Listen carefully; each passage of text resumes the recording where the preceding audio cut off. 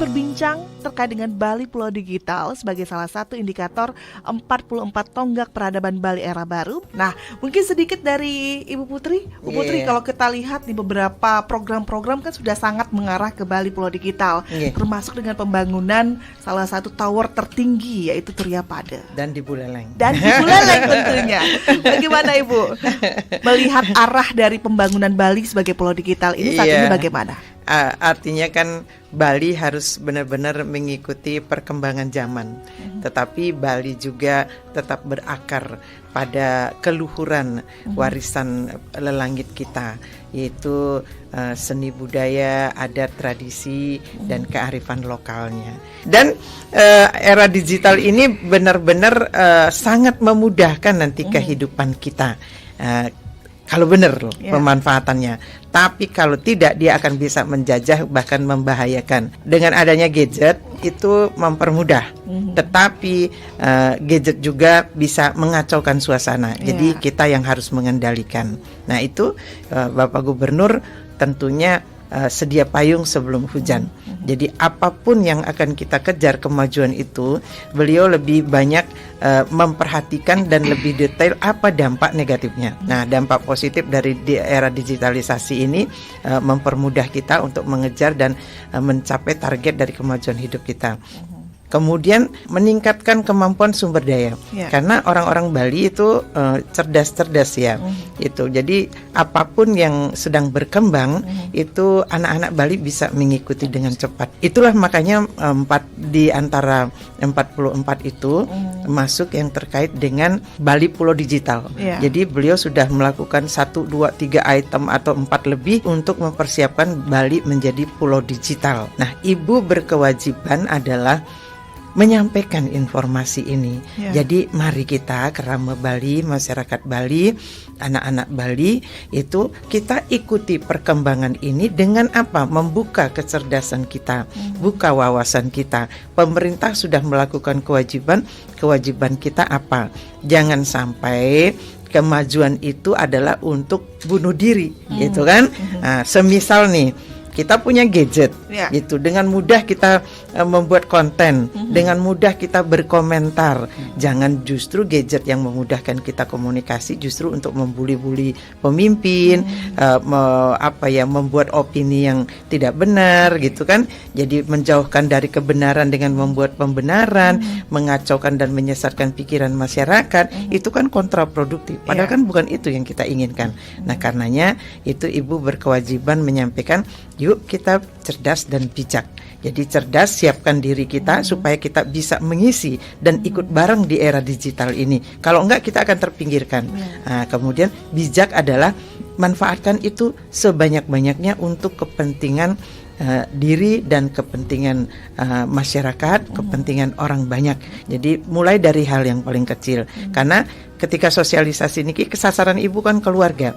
Partisipasi aktif yang positif itu yang mendukung program-program pemerintah. Baik, banyak sebenarnya kalau kita berbicara digital ini multiplier efeknya banyak ya Bu ya. Betul. Baik itu positif dan negatif. Salah satunya mungkin di Buleleng. Nah, bagaimana dengan Pak BC Bupati sampai dengan saat ini, apa saja yang sudah disiapkan untuk bisa menjadi support yang paling penting untuk bisa mewujudkan Bali sebagai pulaunya digital? Silakan. Berkenaan dengan pelaksanaan 44 tonggak peradaban baru menuju Bali era baru. Salah satu di sana itu bagaimana mewujudkan Bali Pulau Digital atau Bali Smart Island. Kalau dari Bali Smart Island, implementasinya salah satunya adalah Turya Pada Tower. Sebenarnya masih banyak yang dilakukan oleh pemerintah Provinsi Bali, Pak Gubernur, Pak Wayan Koster. Yang pertama itu sebelum Turya Pada Tower, semua desa-desa adat di Bali itu sudah masuk WiFi. Gratis. Gratis lagi. Program dan kebijakan Pak Gubernur, Pak Wayan Koster untuk mendorong desa adat itu tidak hanya dia melestarikan adat budaya, tetapi dia harus juga mengikuti sebuah zaman kekinian sekarang ini yang disebut dengan digital itu. Di Buleleng itu ada 360 titik, semuanya itu adalah sudah ada wifi-nya. Itu dari segi kita kecepatan di dalam konteks pelayanan.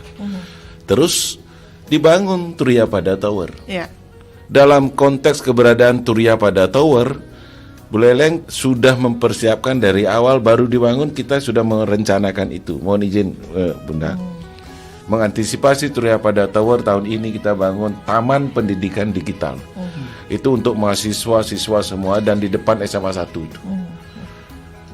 Yang kedua, dalam kaitan dengan itu kita sudah menyiapkan SDM-nya. Ya. Secanggih apapun teknologi itu, apabila yang menjalankan, yang menggerakkan itu tidak ada, percuma. Oleh karena itu SDM-nya kita siapkan. Ya. Setelah itu kita bangun sistem bahwa digital itu adalah multidimensional, multifungsi. Baik, berarti memang ini yang paling menarik adalah bagaimana mengawinkan digitalisasi ini tanpa menghilangkan nilai luhur dari Balinya itu sendiri. Seperti menggerakkan misalnya Pak Artana ya, ini yang menarik adalah bagaimana desa-desa adat yang selama ini kita kenal dalam tanda kutip kolot begitu ya Bunda ya, tapi ternyata bisa kawin dengan sangat harmonis dengan digitalisasi ini. Nah, itu apakah menjadi salah satu indikator juga sebagai untuk mewujudkan Bali Pulau Digital ini Pak Artana? Ya, betul sekali. Tadi hanya men-stressing apa yang disampaikan Ibu. Jadi yang kita harapkan adalah keseimbangan gitu ya, antara kita menjaga apa yang menjadi warisan daripada leluhur kita dengan kita sendiri di generasi kita memang harus juga meninggalkan legacy, harus mengejar kemajuan gitu ya. Ya, seperti contohnya tadi desa adat juga harus tetap dimodernisasi dalam hal pengelolaan dan lain sebagainya agar bisa memberikan layanan yang lebih baik dan lebih relevan dengan zaman yang sekarang. Nah, kalau saya tambahkan mungkin Bunda dan Bapak, jadi kalau ekonomi digital atau digitalisasi ini kan kita ibaratkan sebuah gelombang besar yang datang. Nah, kalau ahli bilang kalau ada gelombang besar yang datang maka kita nggak bisa melawan. Yang kita bisa lakukan adalah belajar, bila perlu adalah belajar berenang dan berselancar. Sehingga kita bukannya mati oleh gelombang yang datang, tetapi justru gelombang ini kita manfaatkan untuk kemajuan kita. Menari di atas gelombang. Menari di atas gelombang. Nah, itu yang harus betul-betul kita bijak, jangan sampai alat yang sangat penting ini tidak mendatangkan dampak positif buat kita, tapi justru melukai kita dan melukai orang gitu. Nah, barangkali itu.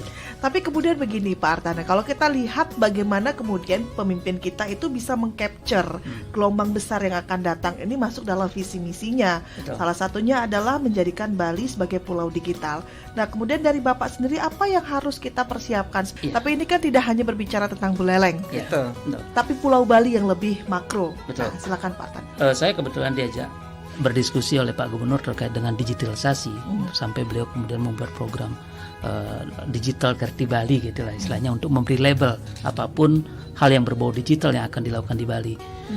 Concernnya sangat besar Mbak tentunya, karena apa namanya ya, apalagi untuk kaum milenial kita, anak-anak muda kita pasti ke depan hidupnya penuh dengan digital gitu ya.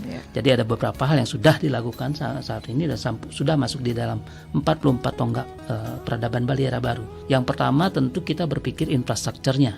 Infrastruktur kita digital kita di Bali itu nomor 2 di nasional secara itu Bu. Jadi sedikit blank spot ini juga atas kerjasama dengan provider, ditambah dengan tadi pemerintah Provinsi Bali langsung memasang 1.834 titik hotspot di seluruh desa adat, puskesmas, sekolah gitu ya. Jadi ini menyebabkan infrastruktur kita digital kita di Bali nomor 2 di Indonesia, hanya kalah dari Jakarta. Yang kedua terkait dengan program digital Pak Gubernur adalah mengembangkan ekonominya, ekonomi digitalnya, sehingga dilaksanakanlah acara Bali Digital Festival. Jadi ini adalah dalam rangka menyambut ekonomi digital gitu ya. Ekonomi digital ini ekonomi yang berbasiskan digital gitu. Terakhir mungkin Bu Putri, apa yang kemudian Ibu Putri stretching tegaskan kepada masyarakat agar pisau ini seperti yang kita tahu, pisau digitalisasi ini bisa lebih banyak manfaat positifnya dibandingkan kita harus menerima manfaat negatif atau dampak negatifnya. Silakan sebagai closing statement Ibu Putri. Setelah mendengar tadi penjelasan dari Bapak Bupati, dari Bapak Madi Artana selaku Pokli Gubernur Bali, jadi yang mendengarkan siaran RRI ini terutama di keluarga-keluarga itu kita mulai memperkecil dampak negatif dari digitalisasi ini adalah ayo bikin aturan di rumah. Nah, misalnya anak-anak kita tidak ingin terserang gangguan jiwa, jadi bikin aturan di rumah. Mau tidak mau orang tua tidak boleh lalai. Mulai dari keluarga, mulai dari diri kita masing-masing, edukasi. Sekarang mudah cari informasi yang benar dan tepat gitu. Cari tahu dulu digital itu apa, lalu kita lakukan bersama sesuai arah yang dibuat oleh pemerintah. Baik, terima kasih Ibu Putri atas closing statementnya, luar biasa sekali. Pak PJ silakan bisa memberikan closing statement, Pak. Ya, terima kasih karena kita masuk pada era disrupsi digital. Pemerintah telah mengantisipasi masuknya era digital itu dengan pertama sudah mulai dari layanan pemerintah.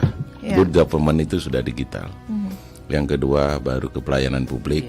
Setelah itu ke ekonomi digital. Itu diharapkan bahwa pemikiran-pemikiran Pak Gubernur melalui visinya yang sudah dituangkan dalam 44 tonggak itu benar-benar nanti akan membawa Bali itu menjadi Bali era baru. Pak Artanda silakan bisa memberikan closing statement, Pak. Era digital ini penuh dengan perubahan, Mbak. Jadi kita mungkin tidak bisa nyaman-nyaman gitu ya. Kalau dulu jualan laku, tiba-tiba nggak laku. Itu ada sesuatu yang berubah. Demikian juga adik-adik yang mau bekerja. Banyak sekali sektor pekerjaan yang hilang. Tapi jangan lupa ada banyak jenis pekerjaan baru yang muncul. Nah, ini kita harus melek bersama-sama.